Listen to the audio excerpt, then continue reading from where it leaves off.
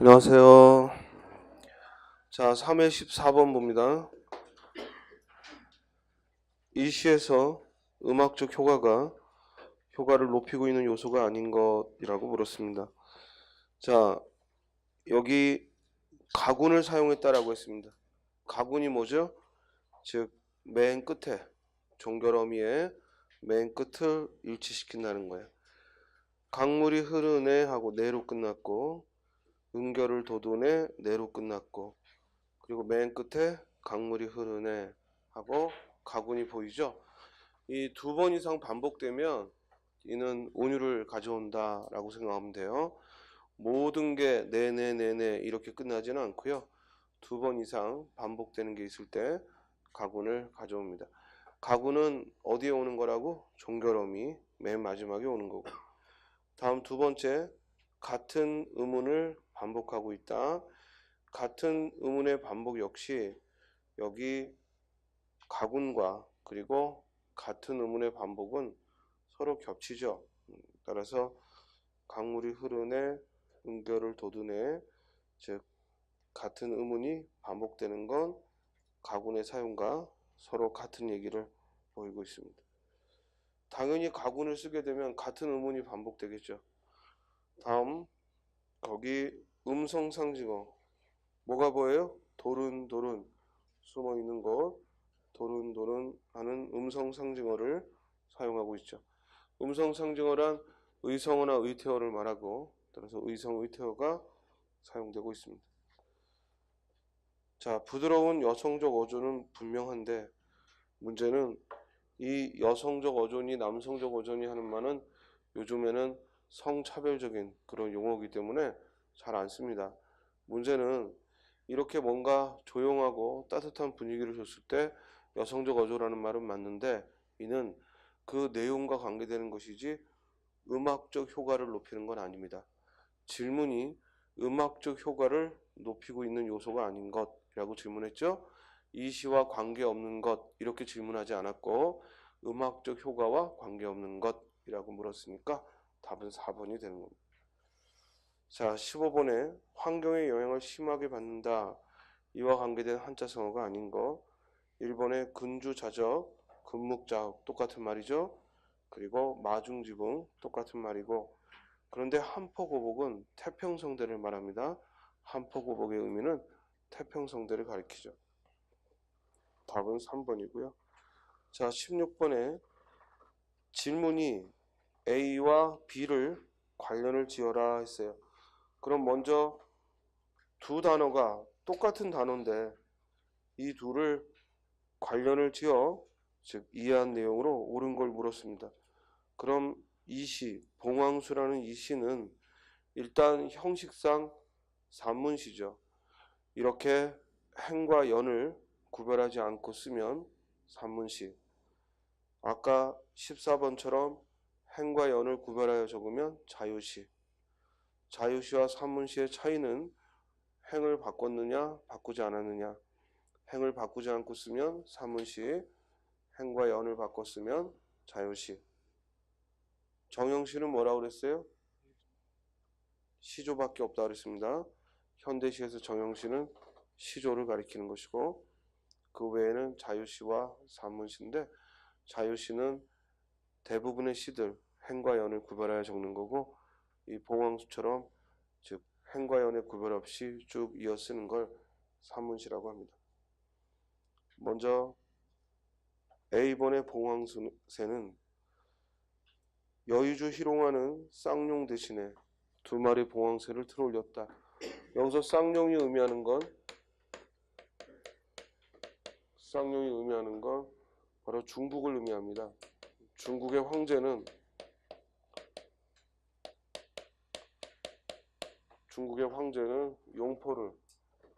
용포를 입지만 그 속국인 조선은 용을 쓰지 못하고 봉황새를 쓰는 거죠. 자, 봉황이나 용이나 모두 상상의 짐승이야. 상상의 짐승인데 이 쌍용은 중국의 황제를 의미하니까 우리는 그러지 못하고 봉황새를 조선의 임금은 봉황새를 상징으로 쓴 거죠. 이건 뭘 의미하냐면 사대주의적 태도죠. 즉 큰 나라를 두려워하는 사대주의의 태도를 보이는 거죠. 그러니까 여기 봉황새를 틀어 올렸다는 데서 이 조선이 망한 여러 원인 중에 이 사대주의가 또한 그 원인으로 들어있다라는 암시고요. 자, 마지막에 눈물이 속된 줄 모르려면 봉황새야 구천에서 호곡하리라. 이때 봉황새는 바로 만국의 슬픔을 감정이입한 대상이죠. 만국의 슬픔을 감정이입하여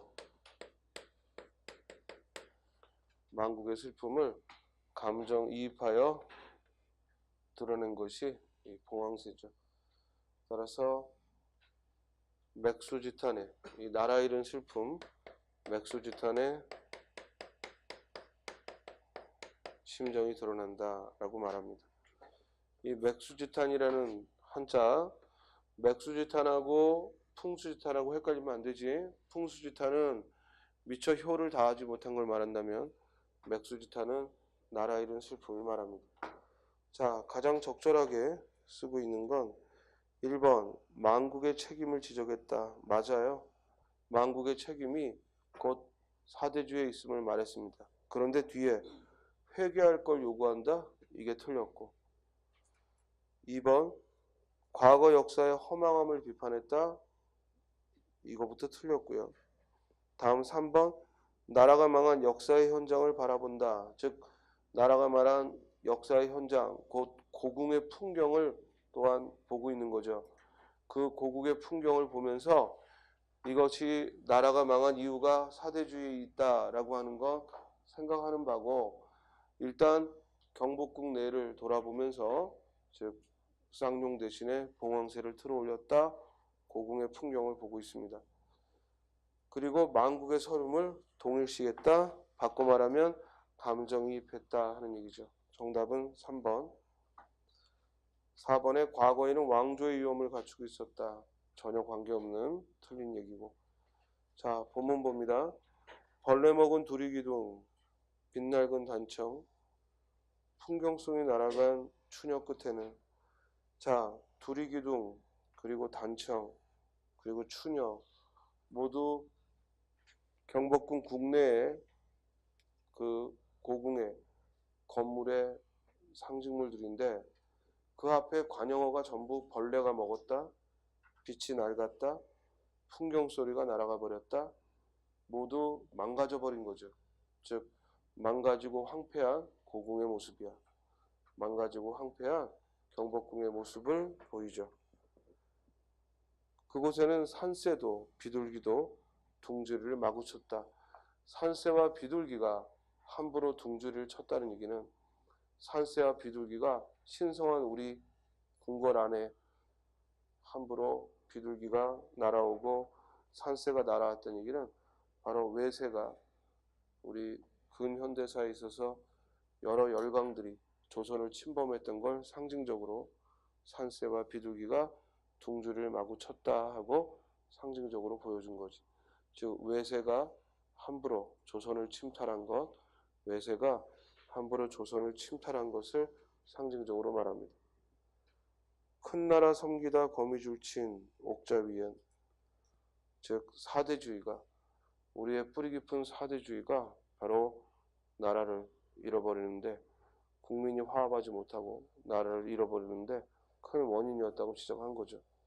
당시에 일부는 러시아에 붙고, 일부는 미국에 붙고, 일부는 일본에 붙고, 그러다 일본에 붙은 애들이 정권을 잡았던 것일 뿐이지. 지금 대한민국도 마찬가지고, 항상 우리끼리 해결하기보다는 항상 다른 나라의 눈치를 보고 다른 나라의 세력을 등에 업은 자들이 결국 나라를 말아먹고 하는 그런 사대주의가 결국 우리 조선의 멸망의 큰 원인이었다는 지적이죠. 여의주 희롱하는 쌍용 대신에 2마리 봉황새를 틀어 올렸다. 어느 땐들 봉황이 울었으랴만, 푸르는 하늘 밑 추석을 밟고 가는 나의 그림자. 자, 여기 봉황새를 틀어 올렸다. 여기까지. 봉황새를 틀어 올렸다. 여기까지가 이제 고궁의 모습이고, 이제 어느 땐들 여기서부터 그 뒤는 즉 나의 서정적 태도, 나의 태도를 보여주죠. 그래서 다른 시험에서는 이 시를 두 부분으로 나눈다면 어디에서 나누면 좋겠는가 라고도 출제됐죠. 따라서 풍경을 주로 그리고 있는 부분이 틀어 올렸다까지고, 그리고 어느 땐들 이 부분부터 시적 화자의 서정이 드러나죠. 어느 땐들 봉황이 울었으랴만 푸르른 하늘 및, 지금은 푸르른이라는 말은 문법적으로 맞는 표현이죠. 당시에는 푸르르다가 비표준어였지만 지금은 푸르르다가 복수표준어로, 푸르다와 함께 푸르르다가 복수표준어이기 때문에 지금은 올바른 표현이고, 하늘 및 추석을 바꿔가는 나의 그림자, 폐옥 소리도 없다. 품성 옆에 정일품 종국품, 어느 주열에도 나의 몸들곤 바위 없다. 이때 바위라는 말은 전혀라는 부사죠.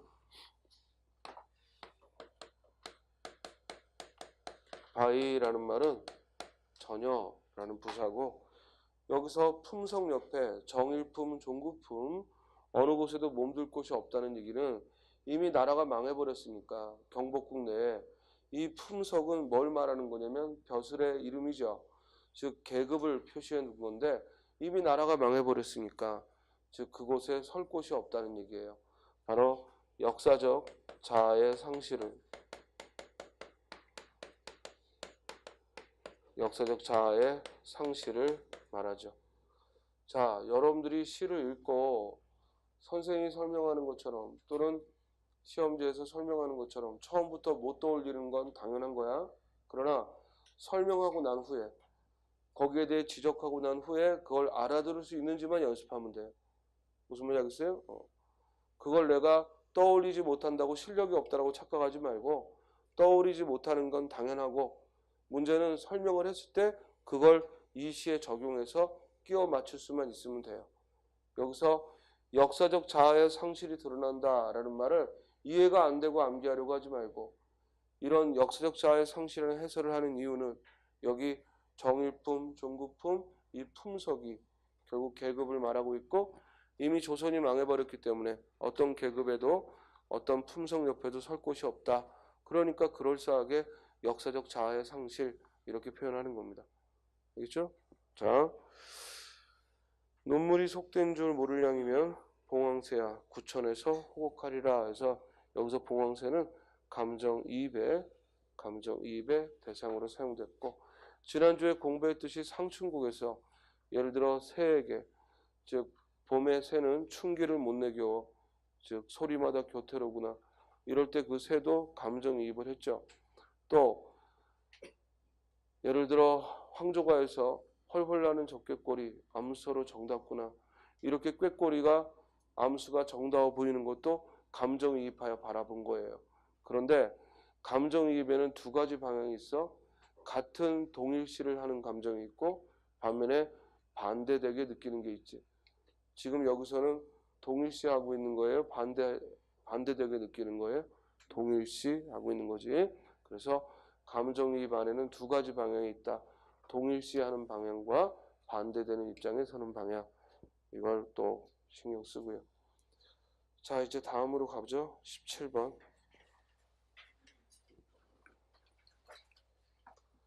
의존명사와 조사를 구별하라고 했어요. 자, 의존명사라는 게 뭐예요? 의존명사라는 게 뭐예요? 명사는 명사인데 의존하고 있다는 거죠? 뭐에 의존하고 있다? 관용어에. 즉 관용어가 수식을 해야지만, 그래야지만 비로소 명사 역할을 하는 걸 우리는 의존명사를 하는 거야. 이 개념부터 분명히 하라고. 그러니까 바꿔 말하면 이 의존명사를 혼자 쓸 수 있다 없다? 없어. 반드시 앞에 뭐가 와야 돼? 관용어가. 다음, 조사는 뭐예요? 조사는 항상 어떤 단어 뒤에 붙어서 그 단어의 문법적 관계를 표시해 주거나 그걸 격조사라 하죠. 아니면 의미를 더해 주거나 그걸 보조사라 하죠. 아니면 두 단어를 이어주거나 그걸 우리는 접속조사라 하죠. 따라서 항상 어떤 단어 뒤에 붙어 있는, 그래서 혼자 쓸 수 없는 의존 형태소예요. 문제는 주로 체언 뒤에 붙는다고 하지만 이 체언 뒤에 붙는 건 정확히 어떤 조사를 말해요? 격조사를 말하는 것이고. 이해돼요? 그러나 격조사가 아닌 것들은 체언 이외에도 다 붙을 수 있고, 다만 어디에만 못 붙어? 관형사 뒤에만 못 붙는 거예요. 자, 일단 의존명사와 조사, 이건 띄어쓰기와 관계가 있고, 의존명사는 앞에 있는 관형어와 별개의 단어니까 띄어야 되고, 조사는 앞에 있는 체언과 별개의 단어지만 항상 다른 말에 붙어야 된다는 성질이 있죠. 자, 1번 보면 뿐이라는 걸 물었고, 뿐대로만큼 이렇게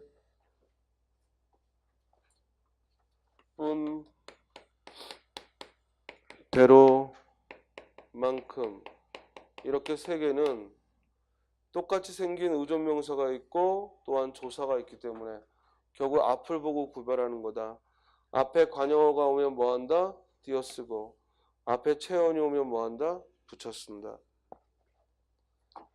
나에게는 당신 체언이 왔으니까 뿐 붙였고, 그저 보고풀 뿐이기에 보고풀 관형어가 왔으니까 띄었죠.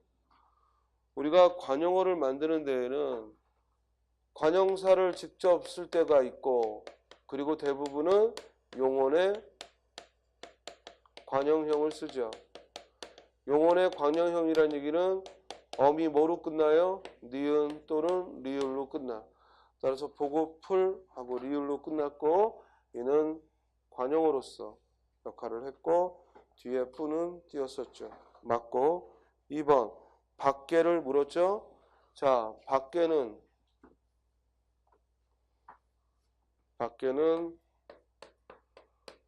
조사 밖에가 있고,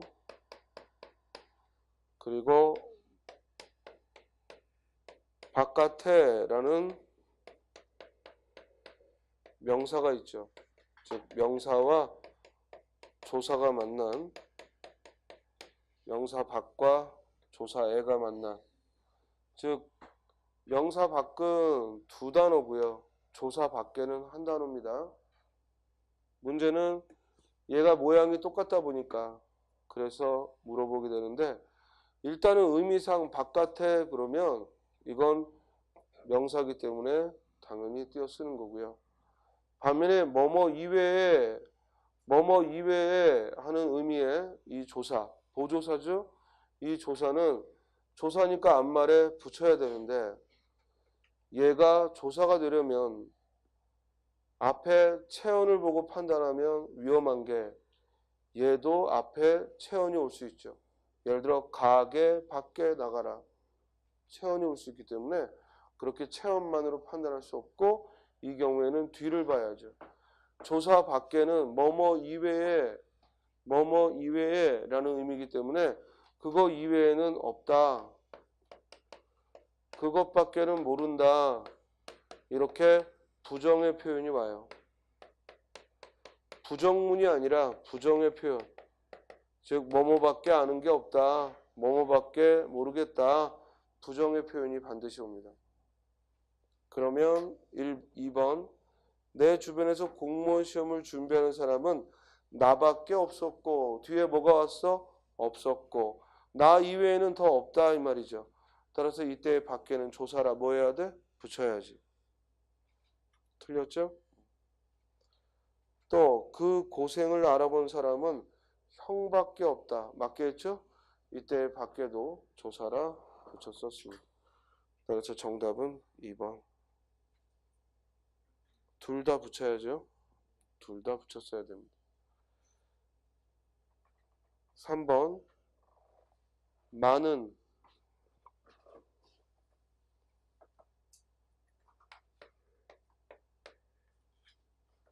의존명사 많이 있고 조사 많이 있다. 의존명사 많은 당연히 앞에 관용어가 오고 그러면 많은 의존명사를 띄고 조사 많은 당연히 앞에 체언이 오면 조사라 붙인다. 여기까지는 뿐대로만큼의 구별과 같아요. 그러나 이 많은 한 단계 더 들어가야 돼요. 만약에 얘가 관용어가 와서 의존명사라 띄었는데 곧바로 뒤에 하다가 오면 뭐뭐만 하다가 오면 얘는 이제 의존명사가 아닌 뭐가 돼? 보조용언이 돼요.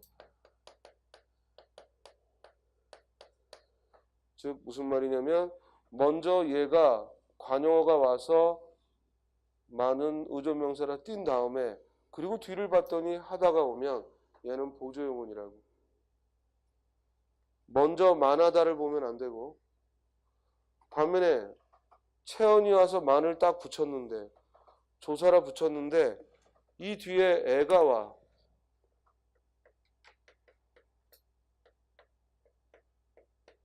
만을 붙였는데 뒤에 애가 와. 그럼 뭐예요? 의존명사라 띈다. 그래서 이 만이 애와 함께 올 때는 의존명사라. 아무리 체언이 오더라도 띄었어야죠. 자, 다시 한번. 먼저 많은 관용어가 오면 일단 띄고 이건 변함이 없죠. 그런데 바로 뒤에 하다가 오면 보조용언이라. 얘가 보조용언임이 판단되면 앞에는 이제 관용어가 아니라 뭐가 돼? 본용언이 되는 거고. 이 많이 체언이 와서 딱 붙였는데 알고 봤더니 뒤에 애가 왔다. 그럼 얼른 도로 띄고 얘는 의존명사가 된다 이 말이에요. 자, 3년 체언이라 만을 붙이려고 했더니 만과 애가 있네요. 그럼 의존명사라 띈다. 맞죠? 그래서 만에는 의존명사라 항상 띄어 쓰는 겁니다. 친구들 생각 체언이니까 만 붙였고 그 뒤에 하다가 오는 건 상관없죠? 하다가 와서 보조용언이 되는 건 앞에 뭐가 와야 돼? 관용어가 와야 돼. 용언의 관용형이 와야 만하다라는 보조용언이 되는 거니까 생각 체언 뒤니까 만은 조사라 붙였고 하다는 동사라 띈 거죠. 맞겠죠? 다음 4번. 산 넘어 남촌 할 때 넘어는 명사입니다. 넘어는 명사야.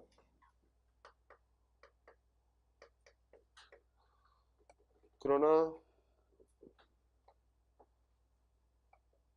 같은 발음이 나는 넘어는 이건 동사고. 따라서 여기서처럼 넘어를 띄어쓰기 문제로 내면 이건 예외 없이 다 띄어쓰면 되죠. 따라서 산 너머 남촌에는 누가 살기에 창문 너머 보이는 이때 너머도 창문 너머에 있는 보이는 산자락이 저리도 고울까. 따라서 17번의 정답은 2번. 다음 18번. 훈민정음 언해본을 주었고 1번 동국정음식 한자 한 표기 맞죠? 15세기 표기는 동국정음식 한자 한 표기. 동국정음식 한자 한 표기란 무슨 뜻? 현실음이 아닌 이상적인 한자 한 표기를 했고 동국정음식 표기는 언제까지 쓰였다? 세종 세조 때만. 세종 세조 때만 거의 실험적으로 쓰였던 거예요. 세종 세조 때만 거의 실험적으로 쓰였던 겁니다. 형식 종속인 이응이 사용되었다. 그렇죠. 어디에서? 동국정음식 한자 한 표기 때문에 일부러 받침이 없는 말에 이응을 형식적인 종속 이응을 넣었고 그 증거가 뭐예요? 그 증거가 뭐예요? 문자 할 때 자죠. 문자 할 때 글자 자자는 받침이 필요 없는데 일부러 형식적인 종속 이응을 넣은 거지. 중국 할 때 중은 받침이 있는 거니까 상관없고 다만 발음이 현실음이 아닌 중국어에 가까운 발음을 했던 거지. 다음, 당시의 실제음의 표기다. 틀렸죠? 실제음의 표기가 아니라 이상적 표기를 했다. 이상적 발음을 했습니다. 우리말에 없는 음도 표기했다. 그렇습니다.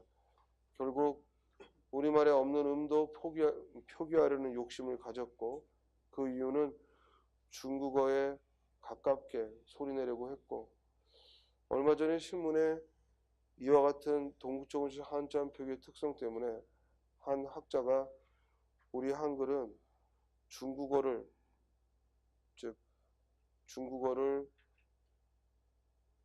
더 쉽게 익히려고 하는 그런 의도로 세종이 만든 거지, 결코 우리가 알고 있듯이 백성들을 불쌍하게 여기고 또는 백성들에게 지식을 보급하기 위해 만든 게 아니다. 이런 병신 같은 소리를 하는 학자가 있었고, 국문학자가 아니고 경제학자더라고. 그러니까 그러면 닥치고 있든지.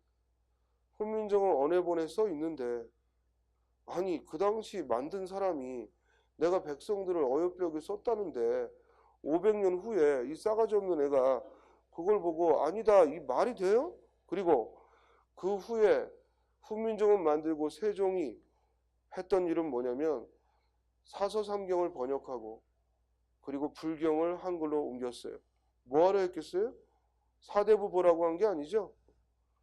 사대부들이 적극적으로 반대를 했고 세종은 적극적으로 이걸 백성들에게 보급하려고 했던 건데, 그러니까 그 글 쓴 교수는 뭐 때문에 썼냐면 세종이 그렇게 훌륭한 왕이 아니다, 그걸 말하고 싶어가지고 훈민정음을 들어서 얘기를 했어요. 그냥 닥치고 있으면 되는데 꼭 인생에는 나서려고 하는 애들이 있고, 그리고 모르면 가만히 있으면 되고요. 사람의 특히 이런 왕들의 업적을 평가할 때에는 그 임금 때에 무엇을 했는지는 전부 왕의 업적이에요. 왜? 군주제에서 임금이 허락하지 않으면 할 수가 없는 건데, 비록 그 구체적인 실행을 구체적인 사대부들이 했더라도 그건 임금의 제가가 없으면 불가능해요.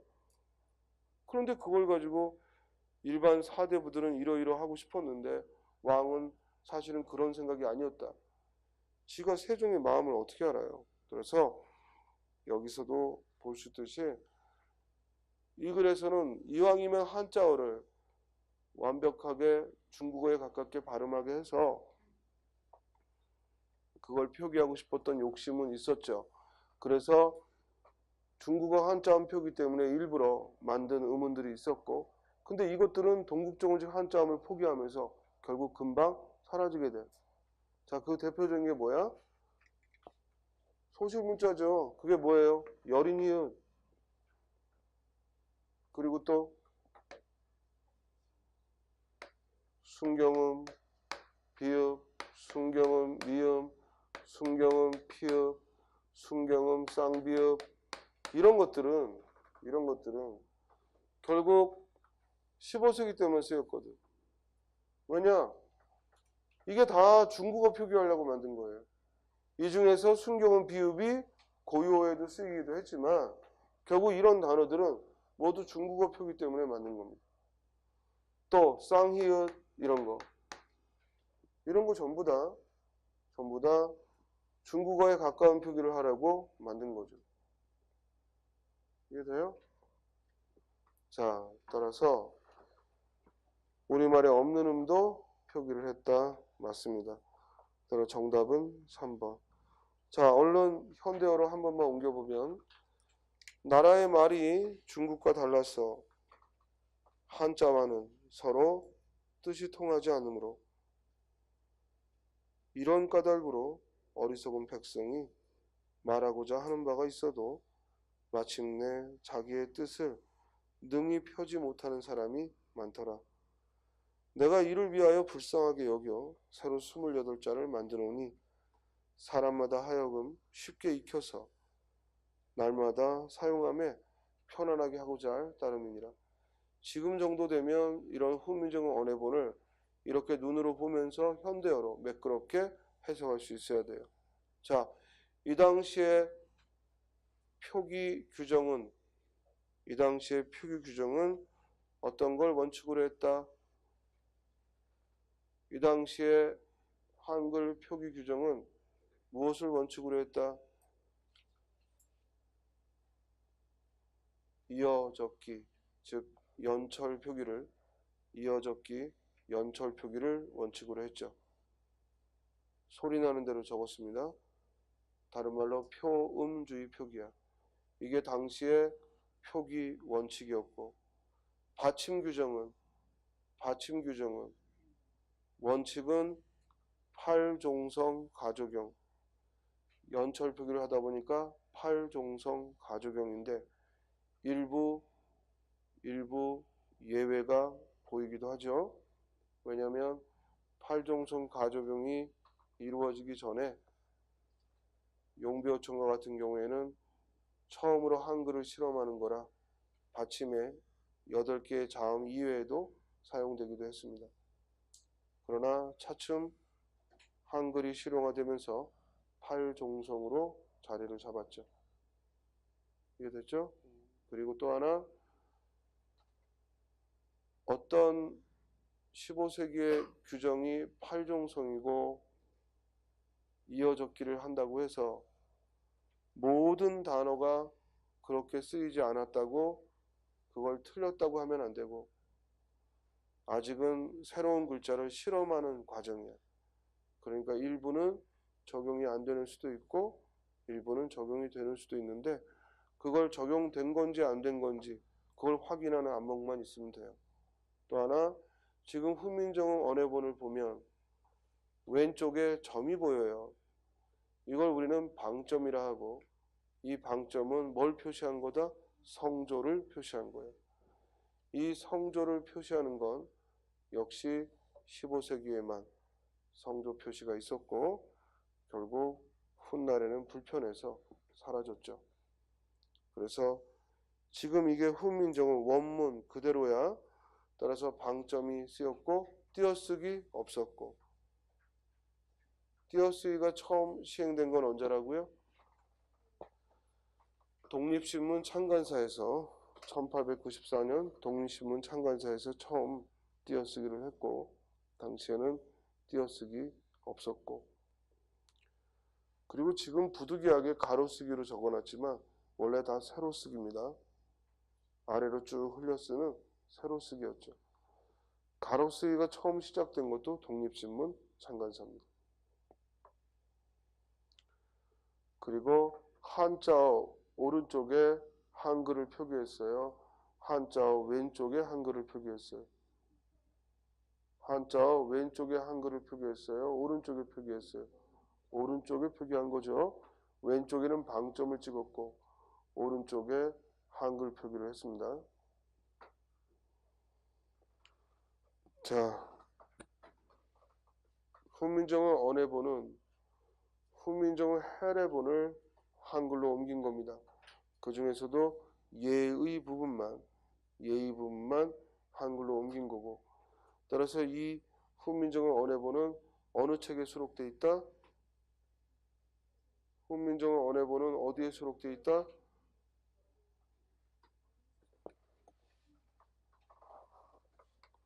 월인석보 첫머리에, 월인석보 첫머리에 수록되어 있다. 훈민정음 언해본은 월인석보 첫머리에 수록했다. 그렇죠? 다음,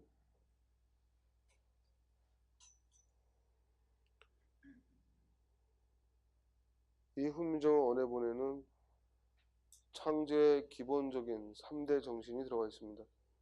그 세 가지가 뭐라고? 자주, 애민, 실용. 자주, 애민, 실용의 3대 정신이 들어가 있죠. 자, 19번. 다음 중 국어사전에서 가장 뒤에 찾아야 하는 거. 보니까 1, 2, 3, 4 모두 모음만 나와 있으니까 원래는 자음을 먼저 봐야 되는데 자음이 있는 게 없으니까 전부 모음이니까 모음의 순서는 단모음 10개, 아니 기본 모음 10개, 아야, 어여, 오요, 우유, 의이. 그러면 우유는 우로 시작하니까 외길보다 뒤에 가죠? 외길은 오로 시작하는 거고. 그러니까 1번 우유는 외길의 뒤에 가고. 다음 의는 당연히 의모음이니까 우유의 뒤에 가고. 그리고 이유는 이모음이니까 가장 맨 뒤에 가야겠네요. 정답 몇 번? 4번. 따라서 이 네 개를 순서대로 하면 2, 1, 3, 4죠. 2, 1, 3, 4의 순서지. 다음 20번은 여러 번 나왔던 즉 한자 수거인데요. 이인 동심, 즉 두 사람이 마음을 합치면 길이 당금, 그 날카로움이 금도 자를 수 있고. 정답은 2번입니다. 동심지연, 같은 마음으로 하는 말은 기후열한, 즉 그 향기가 난초와 같다. 그래서 정답은 2번이고요. 자, 20번은 결국 뭘 강조하는 글입니까? 이 20번에 나와 있는 수거는 결국 주제가 뭐예요? 두 사람이 함께하는 그 마음은 날카롭기가 금을 자를 만하고, 함께하는 그 말은 그 향이 난초와 같다라고 했으니까 뭘 강조하는 거예요? 협력을 강조한 거고, 물론 당연히 협력의 하나인 우정을 또한 말할 수 있겠지만 일단은 협력을 의미하는 겁니다. 그래서 우리 일제강점기가 아니구나. 그 개화기 때 동심가라고 있었죠. 동심가. 그 동심가라는 노래 한마음 한뜻으로 이제 부르자라고 했던 그 동심가가 독립운동가이면서 동시에 당시에 널리 퍼졌던 것, 바로 조선민족의 협력을 강조했다. 그런 그 의의가 있는 겁니다. 자, 20번의 정답은 2번. 자, 다음 4회를 보겠습니다. 자, 거기 한자 다시 한번 불러줘요. 다시 한번 써봐. 이인동심은 기리당금, 이잉리자죠. 기리당금. 그리고 동심지어는 즉 같은 마음으로 하는 말은 기취, 냄새 맡을 취자야. 기취.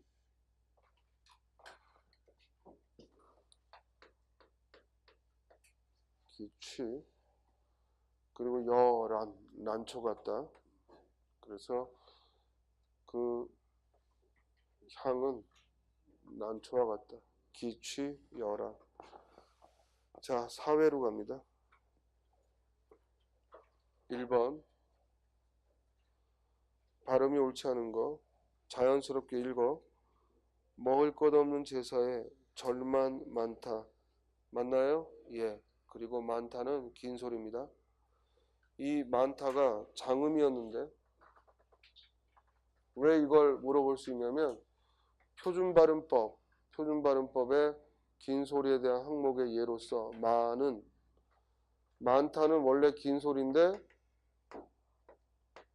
얘가 두 번째 음절로 가서 수많은 하면 짧아진다. 그 예로 나왔기 때문에, 그렇기 때문에 많다가 원래 긴 소리다 하는 것도 기억을 하셔야 됩니다. 이해돼요? 항상 발음 문제나 맞춤법, 표준어는 나올 단어들이 다 교재에 있죠? 어문 규정에 있는 것만 내요. 그 밖에 걸 낸 적이 한 번도 없어요. 그랬어요? 여러분들이 낯설게 보여서 그렇지 다 자료에 있는 거고, 그러니까 발음 문제가 약한 친구들은 표준 발음에 나온 거 그걸 열심히 연습해야지 엉뚱한 거 보지 말고. 자, 질문. 많다 했을 때 장음 조심하라 했고, 원래 길던 소리도 두 번째 음절로 가면 짧아진다. 수많은 하면 많은 하고 짧아져요. 긴 소리 안 납니다. 대신 수가 길어요. 수많은 하고. 자, 이 많다를 발음하면 이렇게 많다. 자, 여기서 나온 의문 현상은 의문 변화는 축약이죠. 히읗과 디귿이 만나 축약이 일어났고, 수많은 했을 때 일어난 의문 현상은 수많은에서 일어난 의문 현상은 탈락이죠. 히읗은 모음의 형태수가 오면 탈락이 일어나고, 기역, 디귿, 비읍, 지읒과 만나면 축약이 일어나고, 따라서 많다, 축약이고요. 2번 입학 발음 맞죠? 뭐가 일어났어? 축약. 다음 워낙 거칠어 놓아서 방금 얘기했지만 히읗은 뒤에 모음의 형태소가 오면 탈락한다. 따라서 노하서가 아니라 뭐예요? 노하서. 여기서도 여러분들이 알 수 있는 건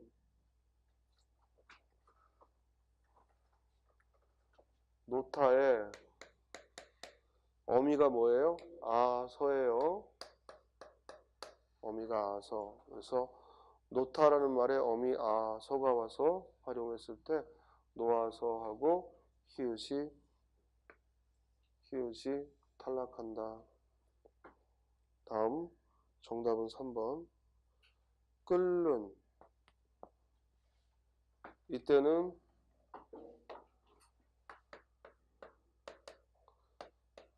지금 이건 1번 문제는 모두 히읗의 발음과 관계된 거죠.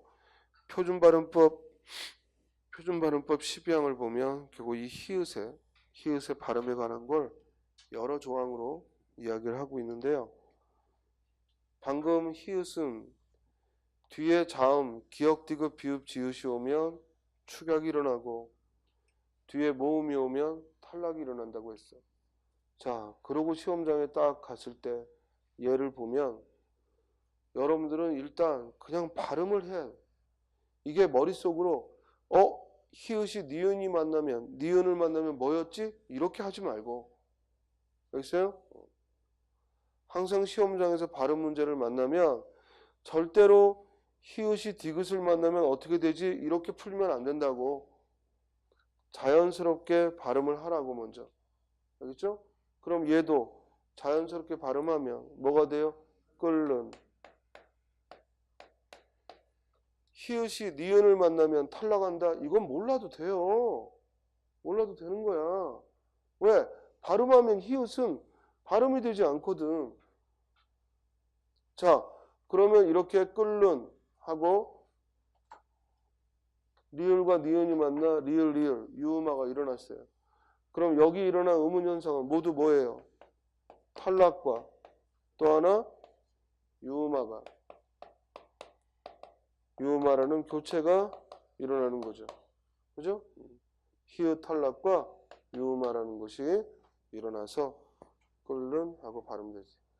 자, 한 번 더 강조해. 시험장 가서 발음 문제가 나오면 제발 머리로 하지 말고 이렇게 말을 해도 가서 머리로 푸는 놈들이 있어. 머리로 풀면 딱 네가 틀리게끔 내요. 알겠어요? 그냥 발음하면 아무것도 아닌 거야. 발음하면. 제가 발음이 좀 안 좋아서요. 그러면 공부할 때 발음을 연습했어야지. 그리고 한국 사람이 발음이 나쁘면 얼마나 나쁘겠니? 스스로를 제발 좀 믿고 해. 알겠어요? 입 꽉 다물고 눈으로, 머리로 이렇게 푸니까 자꾸만 문법을 틀리는 거예요. 그냥 자연스럽게 해보면 발음되는데. 자, 끓는 하고 발음하죠. 정답은 3번. 2번. 맞춤법에 맞는 어휘만 모아놓은 것 이랬잖아. 그럼 이런 문제는 하나라도 틀린 게 있으면 뭐야? 답이 아니지. 그래서 쭉 훑으란 말이야. 쭉 훑어서 하나라도 틀린 게 있으면 답이 아닌 거야. 1번부터 모두 맞는지 보려고 하지 말고 하나라도 틀린 게 보이면 틀렸다. 자, 일단 덩쿨이 맨 먼저 보이지? 그렇죠? 눈으로 딱 이 1, 2, 3, 4가 한눈에 보이게끔 하니까 덩쿨이 맨 먼저 보일 거야. 덩쿨이 아니라 뭐라고? 덩굴. 틀렸죠? 그 다음 또 뭐가 보여? 헬쓱하다. 즉 헬쓱하다가 보일 거야. 틀렸죠? 헬쑥하다죠. 또 뭐가 보여? 상판떼기가 보일 거야. 1번에 상판떼기가 보일 거예요. 떼기가 아니라 뭐예요? 대기. 발음이 상판떼기 하고 발음 나서 그렇지 대기죠. 정답 몇 번? 3번. 자, 본문 봐요. 허접쓰레기 추가됐죠? 허접쓰레기 추가됐고 원래 표준어는 허섭쓰레기.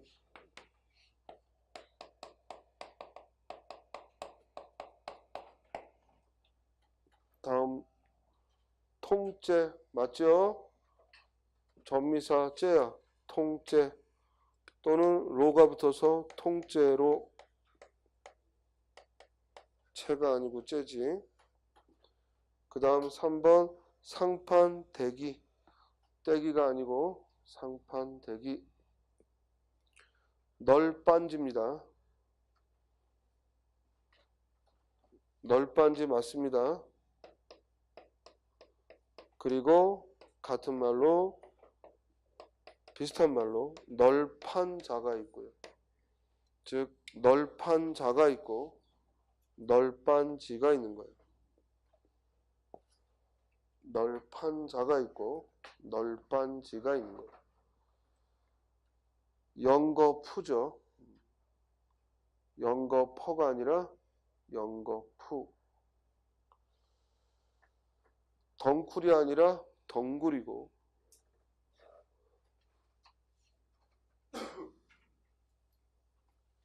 덩쿨이 아니라 덩굴이고 같은 말로 넝쿨. 복수표준어죠. 덩굴, 넝쿨. 악바리, 악을 쓰는 사람, 악바리. 해코지죠. 해코지하다. 괴나리 보찜입니다. 개나리가 아니라 괴나리. 그리고 구레나룻이죠. 구렛나루가 아니라 구레나룻. 그 다음 마늘쫑이죠. 발음 주의해. 발음은 쫑이야. 마늘쫑. 근데 표기는 종. 마늘쫑. 그리고 재떨이죠. 재를 떠는 거지 터는 게 아니야. 재는 떠는 거야. 떨다라는 말은 원래 붙어있던 걸 떼어낸다는 얘기고 털다라는 말은 다른 데서 날아와 붙어있는 걸 터는 거야. 그러니까 옷의 먼지는 터는 거지만 재는 떠는 거죠. 이해돼요? 그래서 재떨입니다. 남새스럽게 맞죠? 남새스럽다도 맞고 뭐도 맞아? 남사스럽다도 맞고. 그리고 뇌졸중풍의 준말이야. 따라서 뇌졸증이 아니라 뇌졸중. 뇌졸중풍의 준말 따라 뇌졸중. 자, 허구라는 말에 하다가 와서 이루어진 말이죠. 그러므로 허구하다에 관형용어미 니은이 왔고 그러므로 허구한. 그래서 허구한 날. 허구헌이 아니고 허구한. 이해됐어요? 허구라는 말 뒤에 하다가 와서 허구하다라는 형용사를 만들었고 따라서 허구한. 정답은 3번. 야멸치다 맞습니다. 야멸치다. 그리고 연신 연방 둘 다 맞습니다. 연신도 맞고 연방도 맞고 연방 고개를 숙이다 연신 눈을 깜빡이다 연신 연방 알쏭달쏭 맞고 헬쓱이 아니라 헬쑥 그리고 해쓱 해쓱하다 헬쓱이고 그리고 헬쑥이고 저는 이런 게 약합니다. 그러면은 국어 시험에 희망이 없어. 그렇기 때문에 희망이 없어. 왜? 다른 애들 맞추는 걸 내가 틀리는 건데? 그러니까 지금이라도 외워야죠. 지금이라도 외워야죠. 알겠어요? 노트 들고 어문 규정 들고 외우세요. 이걸 외우지 않고 피할 수는 없어요. 자, 따라서 헬쓱하다, 헬쑥하다고. 멀리 뛰기죠? 넓이 뛰기가 아니고 뭐예요? 멀리 뛰기입니다. 그렇죠? 자, 잠깐 쉬었다 하죠.